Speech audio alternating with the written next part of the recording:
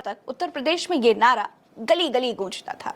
बहन जी मुख्यमंत्री थी, पूर्ण बहुमत की सरकार थी। लेकिन 2012 के बाद बसपा का ग्राफ उत्तर प्रदेश में गिरता चला गया। लेकिन एक बार फिर अब मायावती ने पार्टी के कील कांटे दुरुस्त करने शुरू कर दिए हैं। कुछ बड़े, कुछ कड़े फैसले भी लिए हैं। लेकिन एक चौंकाने वाला फैसला उन्होंने और ले लिया है, और वो फैसला है बिहार में सभी 243 सीटों पर अकेले लड़ने का ऐलान। अब ये घोषणा ऐसी हो गई है जिसने एनडीए और इंडिया दोनों ही अलायंस की नींद उड़ाकर रख दी है। बसपा के लिए मिशन बिहार क्यों जरूरी है? बसपा के चुनाव लड़ने से किसका समीकरण गड़बड़ाएगा? बिहार चुनाव का नतीजा चीफ नेशनल कोऑर्डिनेटर बनाए गए आकाश आनंद के करियर पर क्या असर डालेगा? दोस्तों, बसपा का main battle ground Uttar Pradesh है, लेकिन बीते कुछ सालों से मायावती यहां पर लगातार कमजोर हुई हैं। जिस उत्तर प्रदेश की बदौलत बसपा को पूरे देश में पहचान मिली, आज वहां उसके पास कोई लोकसभा सदस्य नहीं, कोई विधान परिषद सदस्य नहीं, और विधानसभा में सिर्फ एक विधायक। इधर मायावती का कोर वोट भी उनसे छिटकता रहा। कभी 22% वोट हासिल करने वाली बीएसपी 9% पर आ गई। मगर अब मायावती बसपा को फिर से खड़ा करने की कोशिश में है, और उसके लिए उन्होंने चुना है बिहार। बिहार की सीमाएं उत्तर प्रदेश से सटी हैं। सीमावर्ती जिलों में बसपा का मजबूत कैडर भी है। बिहार में दलित 16% के लगभग है। इसमें जाटव करीब 4.50% है। बसपा की इस वोट बैंक पर मजबूत पकड़ भी है। साल 2000 में तो उसके 5 विधायक जीत कर विधानसभा पहुंचे थे। 2020 में भी बसपा के मोहम्मद जमा खान चैनपुर से जीत करके विधानसभा पहुंचे थे, जबकि कैमूर जिले की रामगढ़ सीट से बसपा प्रत्याशी अंबिका प्रसाद त्रिकोणीय संघर्ष में आरजेडी प्रत्याशी से महज 189 वोट से हारे थे। बसपा को लोकसभा 2024 में बिहार में करीब 7,44,000 वोट मिले थे, यानी करीब 1.75%। बसपा 37 सीटों पर चुनाव लड़ी थी।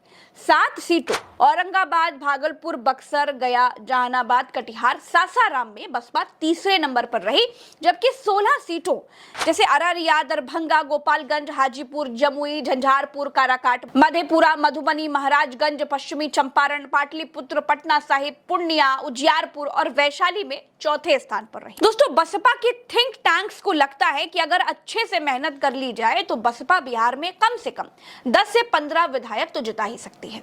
दोस्तों, बिहार में 5 लोकसभा सीटें ऐसी हैं जहां बसपा को 5% से ज्यादा वोट मिले।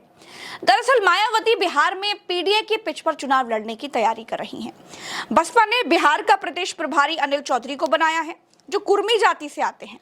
बिहार में करीब 3% कुर्मी है। इसके अलावा कोयरी और कुशवाहा को भी बसपा अपने साथ जोड़ रही है।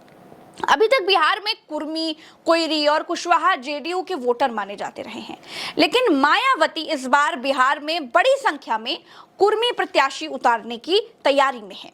कुल मिलाकर के दोस्तों, अगर देखें तो मायावती की नजर टोटल 30% वोट पर है। अब जरा जातिगत समीकरण भी जान लीजिए।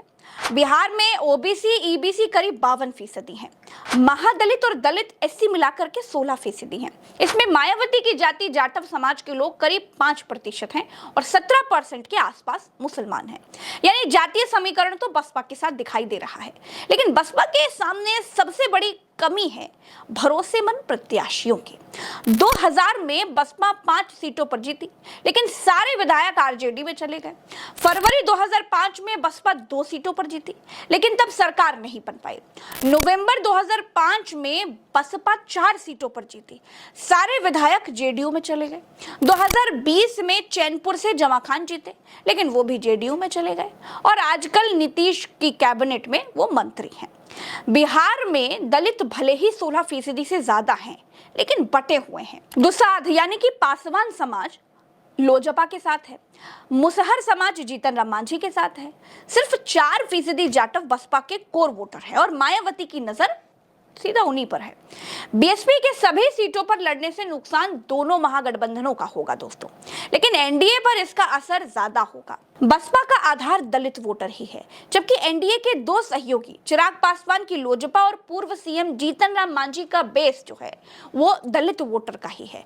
पासवान वोटर जहां चिराग के साथ लामबंद है, वहीं मुसहर सहित महादलित जीतन राम मांझी के कोर वोटर कहे जाते हैं। बसपा के मजबूती से लड़ने पर पासवान और महादलित वोटरों में यदि 1% भी सेंधमारी हुई तो सीधे तौर पर एनडीए का समीकरण बिगड़ सकता है, खासकर उन सीटों पर जहां लोजपा और हम की बजाय भाजपा और जेडीयू के प्रत्याशी चुनाव लड़ेंगे। बक्सर, कैमूर और रोहतास ये वो जिले हैं दोस्तों जहां बसपा सीधे सीधे एनडीए का नुकसान करेगी। दोस्तों, मायावती का मकसद सिर्फ चुनाव लड़ना या विधायक जिता लेना नहीं, दरअसल बिहार आकाश आनंद के लिए पहली परीक्षा के तौर पर देखा जा रहा है। अगर आकाश आनंद यहाँ संगठन को मजबूत कर लेते हैं, वोटर्स को बसपा से जोड़ लेते हैं, उनका प्रदर्शन अच्छा होता है, तो भी मायावती को इससे फायदा ही है, क्योंकि आगे उत्तर प्रदेश में वो इसका लाभ लेगी, आकाश आनंद को और आगे कर सकती है। दोस्तों, कुल मिलाकर के बिहार में मायावती बेहतर प्रदर्शन की उम्मीद कर रही हैं। दारोमदार आकाश के कंधों पर ही है। उनको मायावती को यह विश्वास दिलाना है कि वो एक बेहतर नेता बन सकते हैं। जानकारों का कहना है कि बसपा जितना बेहतर प्रदर्शन करेगी उतना ही भाजपा का नुकसान करेगी और यहां से आकाश का भविष्य भी तय होगा। आज की इस खबर में मेरे साथ इतना ही। देश दुनिया की हर खबर के लिए मेरे साथ जुड़ते रहिए। उल्टा चश्मा